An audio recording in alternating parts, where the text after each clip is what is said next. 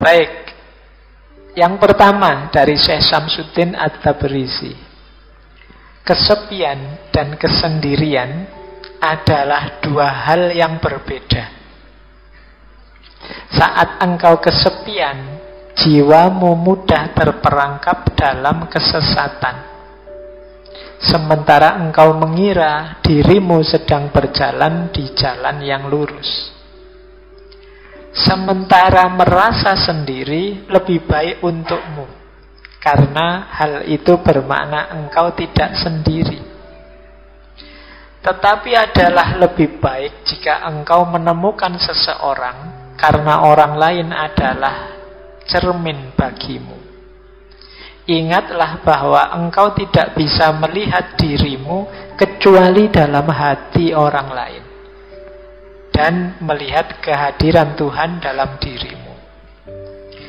Jadi yang pertama ini menarik ya, bedanya kesepian dan kesendirian. Kalau kesepian ini kondisi jiwa yang konotasinya agak negatif. Orang bisa di tengah-tengah ngaji yang rame ini, tapi dia kesepian. Itu biasanya hubungannya dengan kondisi jiwa yang dia inginkan tidak ada. Terus dia merasa sepi. Ini orang satu masjid kok yang dibahas cinta-cinta saja, tidak ngerti bahwa aku sedang patah hati ini misalnya. Loh, itu kan di tengah orang yang kecewa, dia merasa kesepian. Nah, kesepian yang semacam ini, kalau Syekh Syamsuddin Tabrizi, ya, jiwa kita mudah terperangkap dalam kesesatan. Karena kita merasa tidak punya teman. Akhirnya kan kita, yang lain jelek semua, tidak ngerti aku, terus kita jalan sendiri. Kita merasa lurus padahal jangan-jangan kita sudah melenceng. Ini untuk para sahabat, kalian harus jeli temanmu ini kesepian atau kesendirian. Kalau kesendirian konotasinya lebih positif. Kesendirian itu yang orang memang sengaja menjauh untuk kepentingan tertentu. Saya ingin sendiri dulu ya. Itu kesendirian. Saya ingin uzlah dulu, ingin membersihkan diri dulu biar tidak banyak terpengaruh. Itu kesendirian. Banyak nasihat-nasihat yang menyuruh kita, yuk ambil waktu untuk sendiri sebentar, biar tidak terlalu terpengaruh. Nah, ini kesendirian. Agak beda dengan kesepian. Jadi kalau ada teman, ada sahabat kok ingin sendiri, coba kamu cek dia memang ingin kesendirian atau sedang kesepian. Ini dua hal yang berbeda. Oke ya, kita lanjutkan. Nah, jadi yang pertama ini, tapi baik kesepian maupun kesendirian lebih bagus lagi kalau kita ada teman. Karena teman itu cermin. Secakep apapun kita, kalau tidak ada cermin ya kita tidak tahu. Seganteng apapun kita, kalau tidak ada cermin ya kita tidak tahu. Nah, fungsi, kalau fisik kan memang cermin kaca, tapi kalau kondisi diri kita, jiwa kita, batin kita, ini kita perlu sahabat. Sahabat kita yang tahu, kamu sudah berlebihan loh. Kamu itu sudah lepas kontrol loh. Kamu kok pemarah gitu ya. Itu kan sahabat kita yang tahu. Kita sendiri mungkin sulit membaca diri kita secara objektif, tapi teman kita bisa. Dia seperti cermin kita. Jadi ingatlah, engkau tidak bisa melihat dirimu kecuali dalam hati orang lain. Nah, jadi teman kita lebih ngerti tentang diri kita. Pak, saya kan bisa melihat diri kita, diriku sendiri ke dalam. Kalau ke dalam diri biasanya dalam dunia tasawuf, nanti kita ketemu Tuhan di sana. Rumusnya beda. Tapi untuk mengetahui level kita, tataran kita, kita perlu teman, kita perlu sahabat. Kita tidak bisa ngaku, Pak, saya itu murid yang paling pinter loh, Pak. Saya itu mahasiswa yang paling jago loh, Pak. Katanya siapa? Kata saya sendiri, Pak. Itu kan orang tidak percaya kalau gitu kan. Tapi kalau yang bicara temannya, sahabatnya, sahabat saya itu sabar orangnya, itu kita percaya, karena pasti dia ngalami berdua. Kalau kita sendiri yang ngomong, saya itu sabar loh Pak, benar saya sabar. Kalau Bapak tidak percaya, marah ini saya. Itu. Kita sendiri tidak sadar kalau kita pemarah, yang tahu sahabat kita. Nah, jadi ini penting. Makanya nanti teman-teman yang mau nikah, kadang tidak harus tanya langsung ke calonnya, coba tanya ke sahabat-sahabatnya. Biasanya lebih objektif, mereka lebih tahu. Oh, kalau temanku yang ini anaknya begini, begitu. Kalau langsung ke orangnya, ya kayak tadi, sering pencitraan. Jadi, maka penting kita tahu sahabat kita. Jadi, orang itu bisa kesepian, bisa kesendirian, tapi lebih bagus ada teman. Akan lebih kondusif hidupnya. Jangan sendirian. Karena kita ini terbatas. Kita jadi kuat itu karena saling mendukung bersama yang lain. Yang kedua, adalah mudah bagi kita untuk mencintai Tuhan yang maha sempurna, suci, dan terbebas dari kekurangan. Yang paling sulit adalah mencintai manusia dengan segala ketidaksempurnaan dan kekurangannya. Ingatlah, seseorang hanya akan mampu memahami apa yang bisa ia cintai. Tak ada kebijaksanaan tanpa cinta. Selama kita tidak belajar untuk mencintai makhluk Tuhan, kita tidak akan dapat benar-benar mencintai siapapun dan mengenal Tuhan. Nah, ini wasiat selanjutnya. Mencintai sesama, mencintai manusia, bersahabat dengan sesama, itu hebat. Karena sebenarnya sulit. Kenapa? Orang itu serba tidak sempurna, serba kekurangan. Kan banyak orang itu, Pak, saya nyari sahabat orang baik-baik. Sulit loh kita nyari orang baik-baik itu. Selalu orang itu ada kurangnya, ada jeleknya. Tidak mungkin kita ketemu orang yang sempurna. Loh, kita bisa mencintai yang tidak sempurna, itu hebat. Mencintai Tuhan, mencintai Allah itu lebih mudah jalannya. Kenapa? Allah maha kuasa, maha indah, maha sempurna, mudah. Tapi mencintai manusia dengan banyak kekurangannya itu sulit.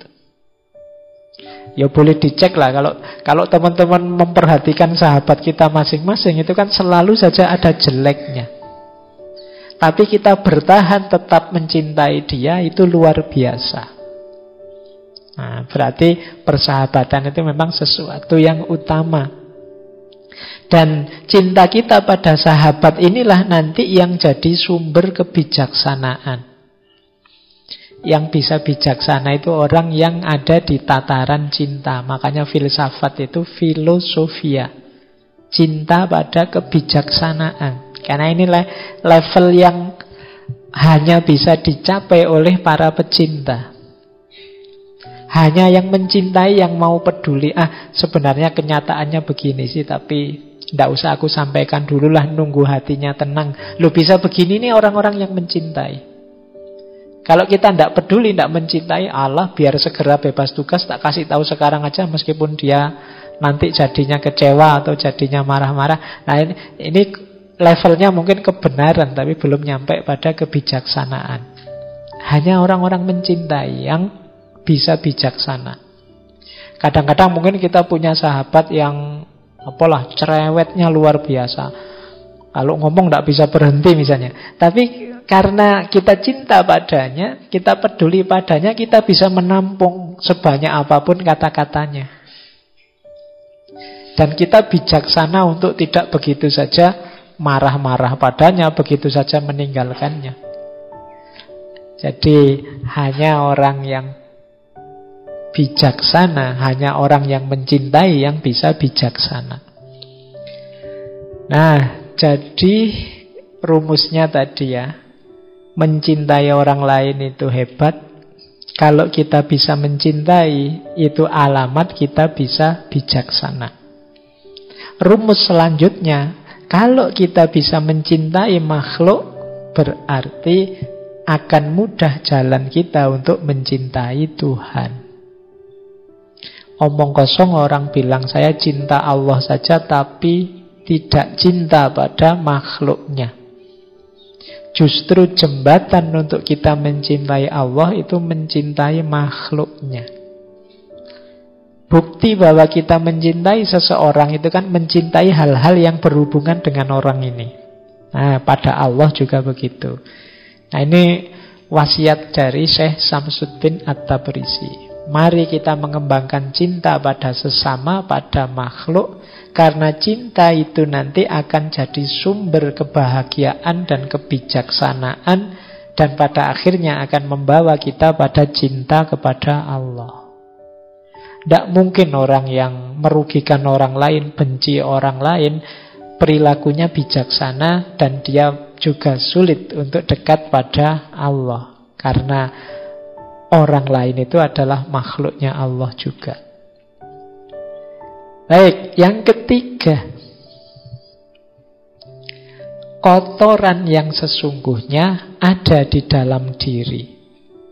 Ada kotoran yang tampak dan mudah dibersihkan, tetapi ada satu jenis kotoran yang sulit dibersihkan dengan air bening.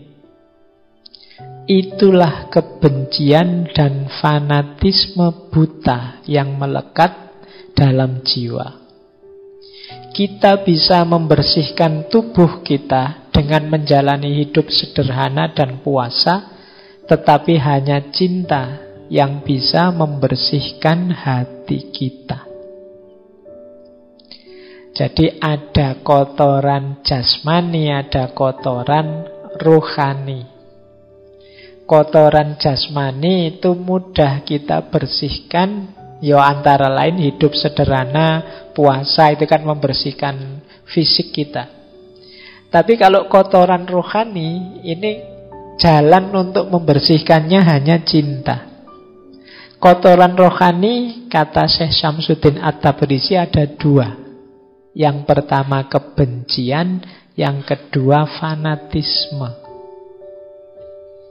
Fanatisme ini jenis menduakan Allah dengan yang lain.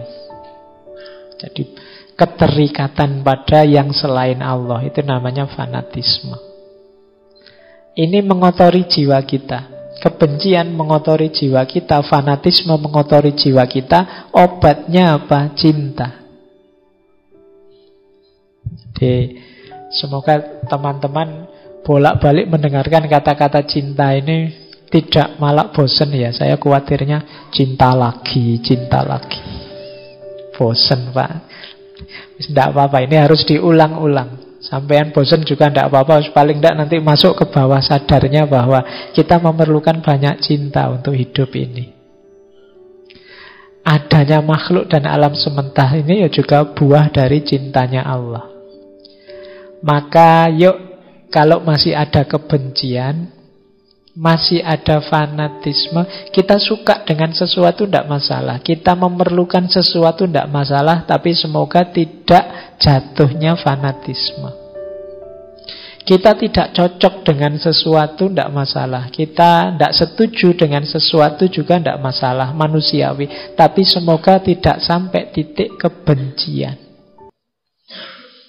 Kalau sudah benci dan fanatik, itu jiwa kita kotor. Kalau dia kotor, sulit melihat kebenaran. Kalau kita sudah benci pada sesuatu atau seseorang, itu kan kebaikan atau kebenaran dari yang kita benci ini kan sudah tidak kelihatan lagi. Maka yuk, obatnya hanya cinta. Mari kita banyak mencintai. Lanjut. Yang keempat, Syekh Syamsuddin At-Tabrisi menasehati kita, jika seseorang ingin mengubah cara orang lain memperlakukan dirinya, maka lebih dulu dia harus mengubah cara dia memperlakukan dirinya. Bila dia tidak belajar untuk menyayangi diri sendiri setulus dan sepenuh hati, dia tidak mungkin dicintai. Bila dia telah mencapai tahap ini, berterima kasihlah atas segala duri yang telah ditancapkan orang lain pada dirinya. Itu pertanda dia akan segera dihujani dengan bunga mawar. Bagaimana mungkin seseorang bisa menyalahkan orang lain hanya karena mereka tidak menghormatinya, sedangkan dia sendiri tidak patut dihormati? Nah, ini mirip dengan kemarin-kemarin, bahwa bersahabat dan mencintai sesama itu dasar awalnya adalah mencintai diri sendiri. Self-love. Orang yang tidak mencintai dirinya, tidak menghargai dirinya, tidak menghormati dirinya, jangan berharap dihormati, dihargai orang lain. Kalau kita sudah kejam sama diri kita sendiri, orang lain akan melihat, oh berarti aku harus memperlakukan dirinya seperti itu. Kalau kita sukanya ngerokok, kan nanti orang akan nyuguhi kita rokok. Kalau kita sukanya kopi, orang akan menyuguh kita kopi. Jadi orang bersikap sebagaimana kita menyikapi diri kita sendiri. Maka kalau kita ingin orang itu jangan begitu, kalau pas ada saya kok terus disuguhi kopi sama rokok, sekali-sekali disuguhi susu apa-apa. Nah, orang bisa nyuguhi kita susu ketika mereka tahu orang ini kebiasaannya tiap hari minum susu. Berarti apa? Ayo ubah kebiasaanmu. Kalau ada orang tidak menghormatimu, coba kamu introspeksi, jangan-jangan memang selama ini aku tidak menghormati diriku. Sehingga orang terus menganggap, oh berarti seperti itu cara memperlakukan diri kita. Nah, berteman, bersahabat juga begitu. Wah, ini sahabatku ini loh, nek ngomong kok nyelekit banget ya di depanku. Kemungkinan mungkin perilaku kita memang mengundang dia untuk nyelekit. Jadi ini kok mudah sekali ya maki-maki aku, atau memang kelakuan kita memang makiable. Apa makiable itu? Ya, memang kita layak dipisui. Jadi karena kelakuan kita layak dipisui, ya akhirnya kita dipisui. Kalau ingin tidak dimaki-maki sama orang lain, ayo kita melakukan sesuatu yang tidak layak, tidak pantas. Kalau orang kayak gini dimaki-maki. Karena sebelumnya kelakuan kita memang gambarannya seperti itu. Jadi rumus persahabatannya ya dimulai dari cara kita memperlakukan diri kita. Nah, Pak, tapi saya sudah baik loh Pak memperlakukan diri kita dengan bagus. Kok ada orang yang memperlakukan diri kita dengan buruk tetap begitu?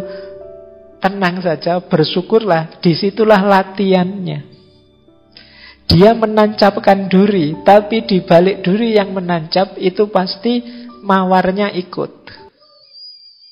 Jadi di situ kita akan dapat banyak pelajaran. Disitulah dimulainya peningkatan kualitas diri kita. Alhamdulillah ada teman yang gampang maki-maki, mudah misuh-misuh. Sekarang mentalku kuat, tangguh, tidak mudah baper misalnya.